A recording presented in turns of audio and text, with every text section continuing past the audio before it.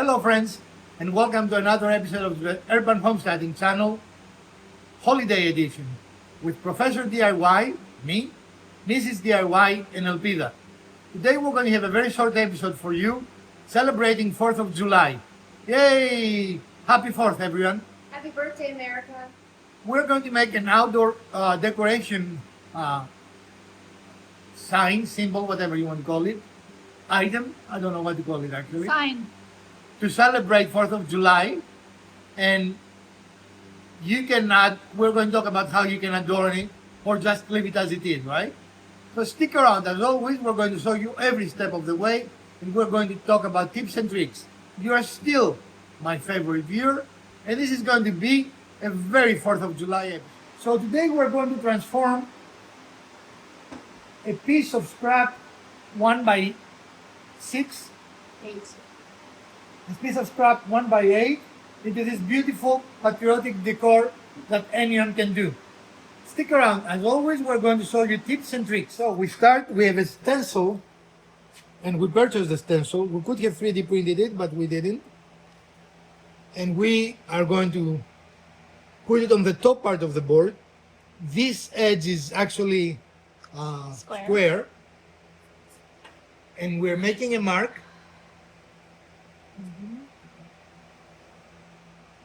And now we're going to paint this part, we said blue. So we're going to paint this part blue, and then we're going to stencil over the blue the stars in 1776. Okay. All right?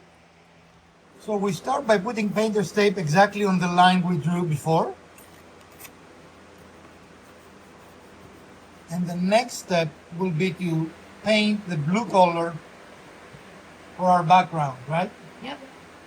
Take your time and make sure you mask correctly and you meet your line exactly, otherwise it will not look good. And here we had to experiment off camera a little bit. We had different shades of blue. And I guess to a large degree that's a matter of personal preference, right? Yeah. So we are going with the one we chose. We made every effort to match the appropriate colors as they appear in the US flag. This is important for this very specific project. We are going to show it to you when it's done. And we have a beautiful blue top, and that marks officially the beginning of our project. But as you can see, we can still see the wood grain underneath, which is what I wanted. One of the ideas we tossed around was possibly use kills as a, a base color, and then add the colors, but that will have taken away the grain, and I do like to see the grain. If you don't like to see the grain, I think that's a good idea, right? The only additional time would be waiting for kills to dry before you move on. So a little bit of a tip and trick. We're using painter's tape to define the areas we're going to paint. So we're going to show you a tip on how to cut straight your painter's tape. You can use a straight edge. In our case, we're using a nice little square we have, and press it down. Of course, when you do it for the camera, it appears to be much harder than when you do it 1,000 times off camera. But in any case, you get the idea. By pressing down a straight edge, you make a very nice clean cut. Again, we have several hues of red. So we're going to try a couple and see which one we like the most. More than two? Yeah, but I think that's got an orangey color to it, so I don't like scarlet red.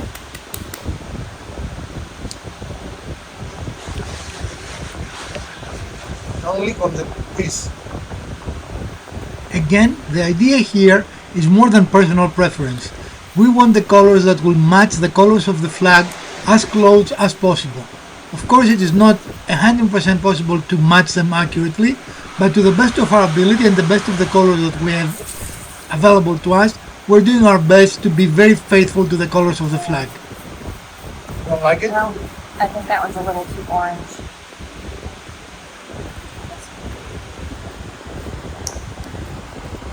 So this is our first red. Now our second red. That's nice. Yeah, that's definitely better. All right. So winner number 2.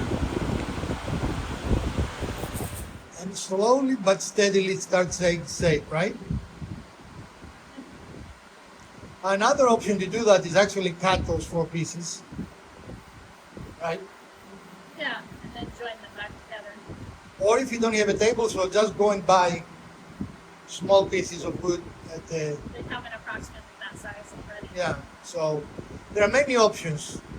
Now you're going to pay a little more if you buy smaller pieces of wood.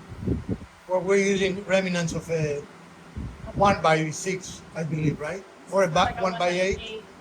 Yeah, so, but if you do not have a tool, you can just buy the pieces already, cut to the dimension you want them, and that makes it easier. So it's time to take the tape off and then retape it so we can do the last color. Wow.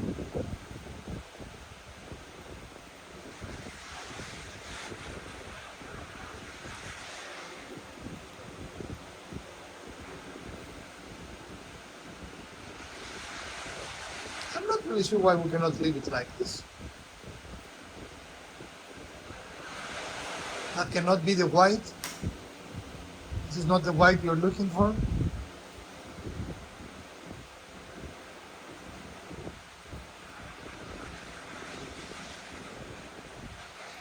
All right, so you start seeing it taking its shape, guys. And the last color is white, of course.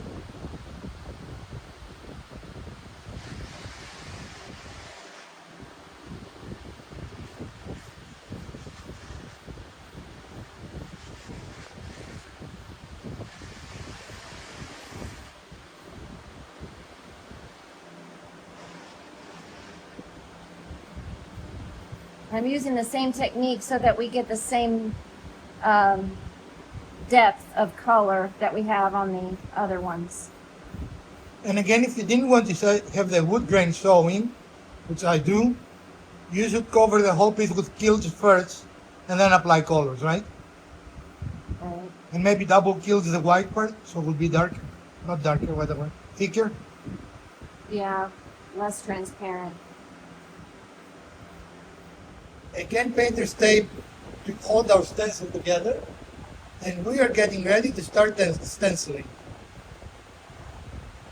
We're going to use the same, what is called dabbing technique. We're going to dab there because that tends to give us the most sharp edges.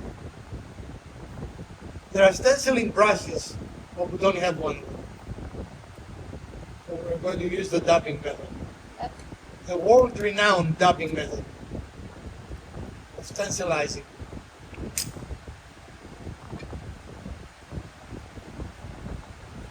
But as you can see, it starts looking really cool.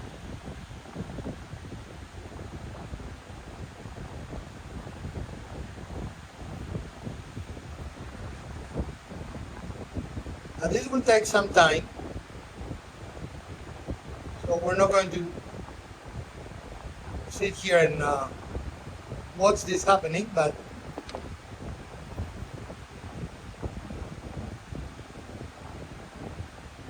we'll show you the end product. And slowly but steadily, you can see what we look like, right? It is very, very nice. The colors came out very beautiful. And you could stop here, right? But we are risk takers, so we're going to move on and do more things, which might destroy it. But we hope we won't.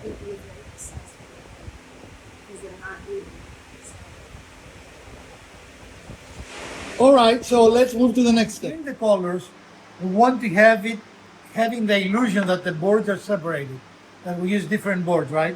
The opposite of what you usually want to do. You want to make it look flat, or you don't have to do that, I guess. You can stop where we are, right? Yeah, you absolutely could. So what we're going to do is we're going to raise the blade just a little bit.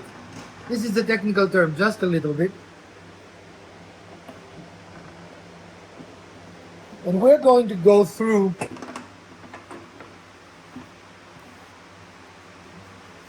the whole piece.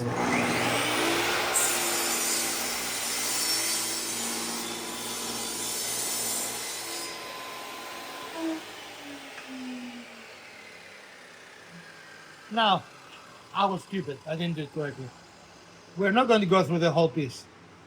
The trick is to stop before we start on the blue part, right? On the top with the date. And we have created a system here. We have put where the piece needs to stop to reach that point of the blade, right? So we're going to do it correct this time. We're going to make another cut.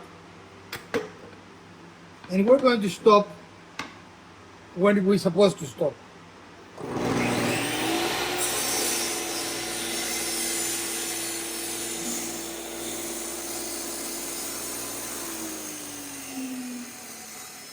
And we have set that as our stop because we cannot see the blade, right? So if we did it correctly, it should stop where the other two. And it did, right? Now this is an unnecessary risk we are taking just for the look of it, right? If you do not want to do that or you don't have a table saw, this will require a table saw or a track saw.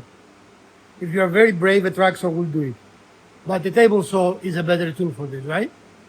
So we're going to bring our piece here, do that, and show you the end result. And of course you can stop here, right? This can be your finished project, and we're going to be a little risky and make some grooves in between that will give it a little more depth, three-dimensionality. And we've made some marks to know where to stop, right? Right? When that edge of that piece of tape, the leading edge, touches this edge that's here on the fence, We're going we to stop. Okay, now we need to align it between colors.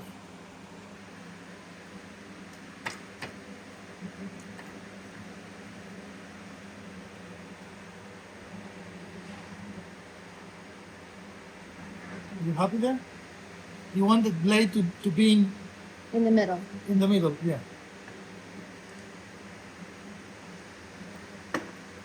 All right.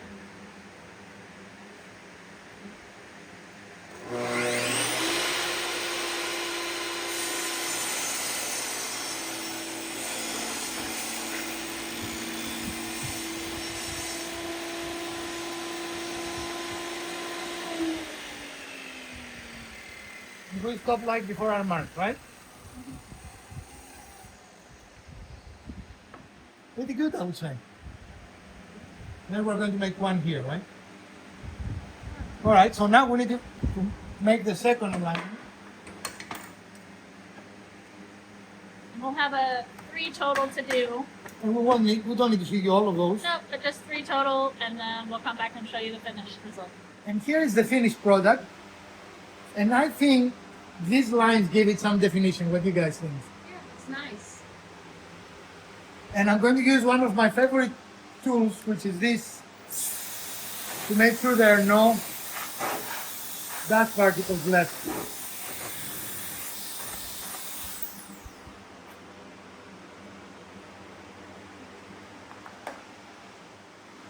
Okay, ladies, this was a fun little project, right? Not for me because we have to wait for paint to dry and I'm not a very patient man. But how would you evaluate that? Beginner, intermediate, or advanced? Pretty beginner. I think it's beginner. Just being careful with the how you do the ridges if you choose to do that, but Which is not necessary. no, it's not. And again, if you have a table saw, this is the only tool we use today, the table saw, right? Right. But you can make it with other saws as well, right? Especially if you do not go for this detail, the rain, The groove. Ridges, the Grooves. ridges, yeah, the channel. So what is the cost? For us was nothing because this was a scrap, right? right? But even if you were to buy it, that is how many feet you think? Not even 2 feet. About 3.5 feet. 3.5 feet? I said not even 2, so that shows you how much I can evaluate there.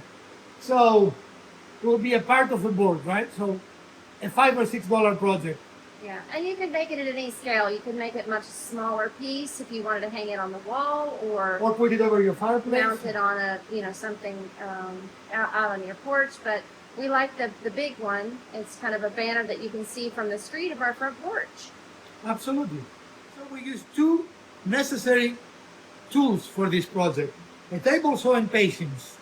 When you tape, the taping has to be very precise, especially if you're going to make the grooves. It is more forgiving, I think, if you don't meet the groove, right? Right. But you also don't want bleeding between the differentiating colors. Right. So be very careful when you tape and make sure not to push the paint up under the lip of the tape. In any case, what do you guys think of the final outcome? It's really nice. Yep. And you can duplicate it if you want, and through the years you can make 20 of those, whatever. One per each year you're in the house, whatever you want to do, right? Well, friends, this is our final product, and we hope you did enjoy this episode. If you did, we'll appreciate a thumbs up. If you didn't, smack the other button twice. Share, like, subscribe, and let us know if you like small projects like this. And if you do, we're going to do more in our channel. For Professor DIY, Mrs. DIY, and Elpida, happy 4th, everyone.